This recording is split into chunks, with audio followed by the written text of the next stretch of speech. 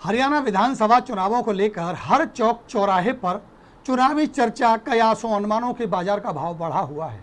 किसकी बनेगी सरकार से ज़्यादा चर्चा, किसको मिलेगा टिकट, किसका कटेगा टिकट, कौन किस पार्टी से रहेगा या पाला बदल देगा, टिकट की जुगत किस पार्टी के साथ लगाएगा, किसका राजयोग प्रबल होगा और किसका राजनीतिक सितारा टूट जाएगा, इस पर चल रही है चर्चा। हर कोई यह जानने का इच्छुक है कि किस पार्टी का टिकट किसे मिलेगा, क्योंकि टिकट के बाद ये स्पष्ट हो पाएगा कि आखिर किस विधानसभा से कौन जीत सकता है। हम भी सबसे पहले यही पड़ताल करना और समझना चाहते हैं और आपके साथ मीडिया रिपोर्ट्स और राजनीतिक विश्लेषकों की राय के आधार पर अपनी राय व्यक्त करना चाहते हैं। इसी कड़ी में आज हम सबसे पहले चर्चा करेंगे आज के सबसे ज्वलंत मुद्दे पर, यानी आज की महत्वपूर्ण चर्चा जो चल रही है कि कांग्रेस में 2 बार या कहूं कि लगातार 2 बार हारे प्रत्याशी को टिकट नहीं दी जानी चाहिए। इस चर्चा ने प्रदेश भर में करीब करीब 2 दर्जन कांग्रेसियों की नींद उड़ा के रख दी है। इसीलिए ऐसी संभावित प्रत्याशियों की लिस्ट की जो फील्डिंग है वो फील्ड में जाकर के जमाई जा रही है, यानी कहूं कि फील्ड में जाकर के एड़ी चोटी का जोर लगा के रखा हुआ है ताकि हाईकमान को टिकट देने के लिए मजबूर किया जा सके। लेकिन गाहे बगाहे इस विषय पर बड़े बड़े नेताओं के बयान 2 बार के हारे प्रत्याशियों की टेंशन को बढ़ा देते हैं। फरीदाबाद में लखन सिंगला इसे सबसे ज़्यादा प्रभावित नजर आते हैं। वैसे तो पूरे प्रदेश में 2 बार के हारे का नारा जिन्हें नजर आता है, लेकिन विशेषकर लखन सिंगला को इससे बड़ा डरावना भूत कोई और लगता ही नहीं है कि उन्हें डर है कि कहीं उनके राजनीतिक जीवन का दीपक हमेशा हमेशा के लिए ना बुझ जाए। लखन सिंगला पहले भी 2 बार चुनाव लड़े, दोनों बार चुनाव हार गए। एक बार बल्लभगढ़ से चुनाव लड़े तो आपने देखा कि उनको मात्र कितनी वोटें मिली। दूसरा चुनाव उन्होंने ओल्ड विधानसभा से लड़ा तो वैश्य बहुल्य होने के बाद भी वहाँ कितनी वोटें उनको मिली। दरअसल राजनीतिक विश्लेषकों का मानना यह है कि लखन सिंगला भीड़ जुटाने, मीडिया बुलाने, हाईकमान को रिझाने में तो माहिर हैं, लेकिन वोट लेने में वो पिछड़ जाते हैं।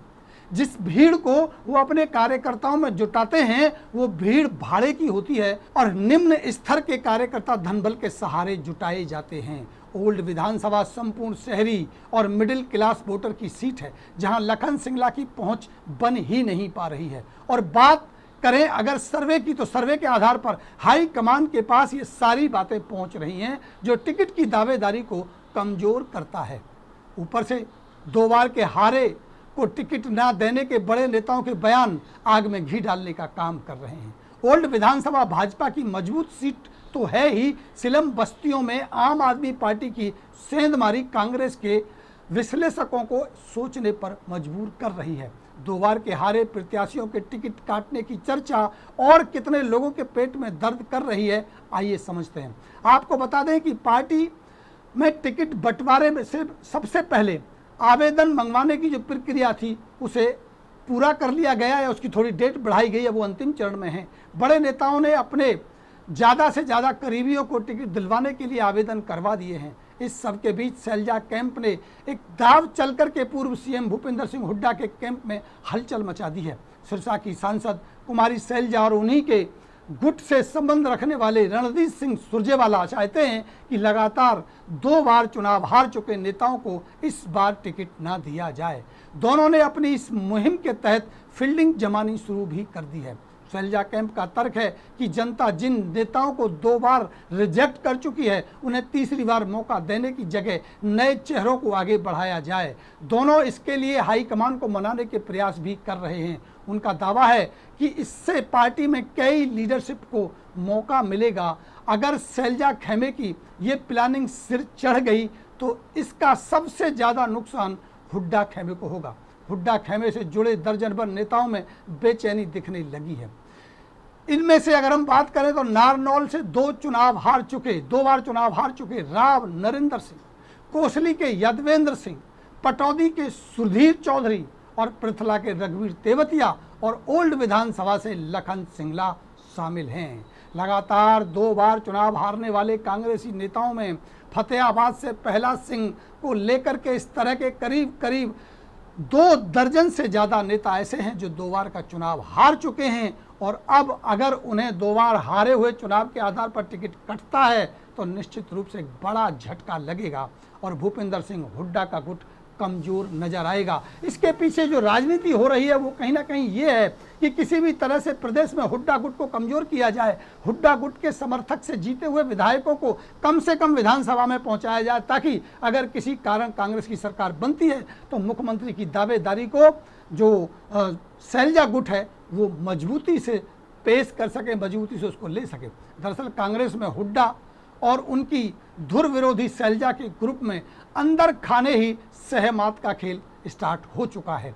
दोनों धड़ों के नेता एक दूसरे को कमजोर करके अपना कद बढ़ाने के लिए हाथ पैर मार रहे हैं। ऐसे में अगर 2 बार चुनाव हार चुके नेताओं की जगह नए चेहरों को टिकट मिला और पार्टी सत्ता में आई तो सीएम चेहरे को लेकर के शैलजा खेमे की दावेदारी मजबूत हो सकती है। और यही सबसे बड़ा कारण है कि शैलजा गुट 2 बार के हारे हुए प्रत्याशियों को हटाने की बात कर रहा है। लोकसभा चुनाव में हरियाणा की 10 में से 5 सीट जीतने के बाद कांग्रेसी वर्करों और नेताओं में उत्साह का माहौल तो है।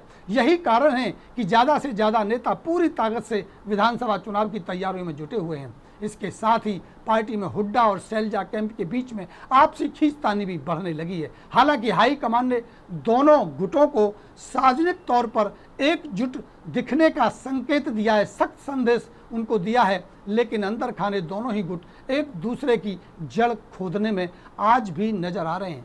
शैलजा और रणदीप गुट की जो कोशिश है कि 2014 और 2019 के विधानसभा चुनाव में हारने वाले नेताओं को इस बार किसी भी सूरत में टिकट ना मिलने पाए। ऐसे नेताओं में ज़्यादातर हुड्डा कैंप से ही आते हैं और यही सबसे बड़ा कारण है जो फरीदाबाद में लखन सिंगला की टेंशन बढ़ा रहे हैं। अगर शैलजा रणदीप गुट की चली और लगातार 2 बार चुनाव हार चुके नेताओं को टिकट देने से पार्टी में ने परहेज किया तो इसका सबसे अधिक नुकसान हुड्डा खेमे को होगा। हुड्डा गुट से जुड़े ऐसे नेताओं की लिस्ट बहुत लंबी है जो 2014 और 2019 में पार्टी को टिकट मिलने के बावजूद जीत पाने में नाकाम रहे हैं। एक और साथ साथ जो बड़ी मशक्कत की जा रही है, जिन लोगों ने लोकसभा चुनावों के अंदर हेरा फेरी की, लोकसभा चुनावों के अंदर गद्दारी की, ऐसे नेताओं को भी टिकट काटने के लिए विवश किया जा रहा है कि हाईकमान ऐसे लोगों के टिकट भी काट दे। ऐसी लिस्ट में भी बहुत सारे लोग हैं। बात अगर फरीदाबाद की करें तो फरीदाबाद में भी कद्दावर नेता के नाम इस लिस्ट में आते हैं, चाहे वो दलाल हों चाहे वो नागर हों, इनके नाम भी इस लिस्ट में आते हैं। अब देखना ये होगा कि हाई कमान क्या निर्णय लेता है। क्या सरकार बनाने की मजबूरी में हर नियमों को ताक पर रख करके उन जिताऊ कैंडिडेटों को टिकट दे दिया जाएगा, चाहे वो 2 बार के हारे हों चाहे वो कांग्रेस के गद्दार रहे हों, उनको टिकट दे दिया जाएगा, या नियमों के मुताबिक जैसी की आदत है राहुल गांधी की विचारधारा है कि किसी भी कीमत पर वो अपने नियमों से, अपने व्यवस्थाओं से, या मैं कहूँ कि अपने विचारों से समझौता नहीं करते और 2 बार के हारे हुए विधायकों के माफ़ कीजिएगा प्रत्याशियों के टिकटों को काट दिया जाएगा और जिसने पार्टी के साथ गद्दारी की है उसका भी टिकट काट दिया जाएगा। अगर ऐसा होता है तो फरीदाबाद की 9 की 9 फरीदाबाद लोकसभा की 9 की 9 विधानसभाओं में नए नए चेहरे आपको देखने को मिलेंगे।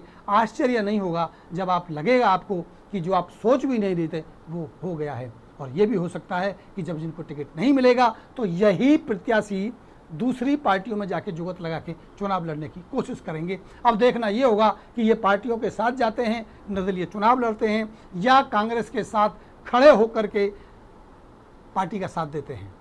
इस पर हमारी नज़र बनी हुई है। राजनीतिक पारा गर्म हो चुका है। लगातार हमारी खबरें हैं हर विधानसभा की अलग अलग पड़ताल के साथ। एक बार फिर मिलता हूँ। नमस्कार।